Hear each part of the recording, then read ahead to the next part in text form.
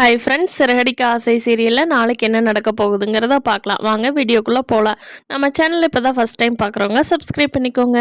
சிந்தாமணி வேக வேகமாக விஜயாவை பார்க்கணுன்னு சொல்லி கிளம்பி வர்றாங்க. அப்போ பார்வதி வீட்டில் தான் விஜயாவும் இருக்காங்க. பார்வதி, விஜயா, சிந்தாமணி எல்லாரும் ஒன்றா தான் இருக்காங்க. அப்போது விஜயா சொல்கிறாங்க, நீ எப்படி என் மருமக பணத்தை எடுக்கலாம் அப்படின்னு கேட்குறாங்க. அதுக்கு சிந்தாமணி சொல்கிறாங்க, என்ன மாஸ்டர், என்ன திடீர்னு இப்படி சொல்கிறீங்க? நீங்கள் தானே அவள் பணம் கொண்டுட்டு போகிறாங்கிறது எங்கிட்ட சொன்னீங்க அப்படின்னு கேட்குறாங்க. அதுக்கு விஜயா இருந்துட்டு, அவளை கீழே தள்ளி விட்டு மீனாவை கையெல்லாம் அடிபட்டு எவ்வளோ கஷ்டப்பட்டா தெரியுமா? தொழிலில் போட்டு இருக்கலாம் தான், அதுக்குன்னு இப்படியெல்லாம் பண்ணக்கூடாது சிந்தாமணி, இதெல்லாம் ரொம்ப தப்பு, இனிமேல் நீ இப்படியெல்லாம் பண்ணாத அப்படிங்கிறாங்க.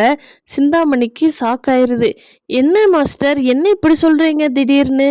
என்ன மாஸ்டர், உங்களுக்கு என்ன ஆச்சு, ஏதாவது ஆயிடுச்சா மாஸ்டர் அப்படின்னு கேட்குறாங்க. பார்வதி, என்னடா அது, விஜயாவுக்கு ஞானோதயம் வந்துருச்சா அப்படின்னு சொல்லி தான் அவங்களும் பேசாமல் வேடிக்கை பார்த்துட்டு இருக்காங்க.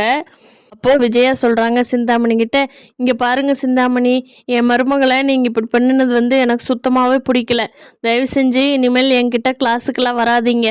உங்களுக்கு எனக்கும் உண்டான நட்பு இதோட முடிச்சுக்கலாம், சரியா? நீ ஃப்ரெண்ட்ஷிப் வச்சுக்கிறது, மாஸ்டர் நீங்கள் டான்ஸு கற்றுக்கிறேன்னு வர்றது, இந்த வேலையெல்லாம் வேண்டாம். நீங்கள் போய் உங்கள் வேலையை பாருங்கள், நான் என் வேலையை பார்த்துக்கிறேன். உங்கள் தொழிலில் இருக்கிறதையெல்லாம் என் மருமகிட்ட காட்டாதீங்க.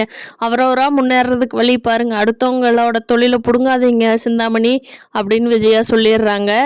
சிந்தாமணி, என்னடாது திடீர்னு மருமகம் மேலே இவ்வளோ பாசம் வந்துருச்சு, மீனானாலே ஆகாது இந்த அம்மாவுக்கு, இப்போ எப்படி இவ்வளோ பாசம் வந்துச்சுன்னு தெரியலையே, சரி பார்க்கலாம் என்ன நடக்குதுன்னு அப்படின்னு நினச்சிட்டு இருக்காங்க. ஆனால் பாருங்கள் ஃப்ரெண்ட்ஸ், கண்டிப்பாக விஜய் அப்படி பேச மாட்டாங்க.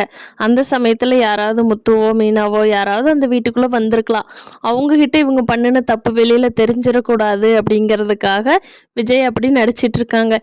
கண்டிப்பாக சிந்தாமணியோட ஃப்ரெண்ட்ஷிப் வச்சுக்கத்தான் போகிறாங்க விஜயா, அதில் எந்த சந்தேகமும் இல்லை.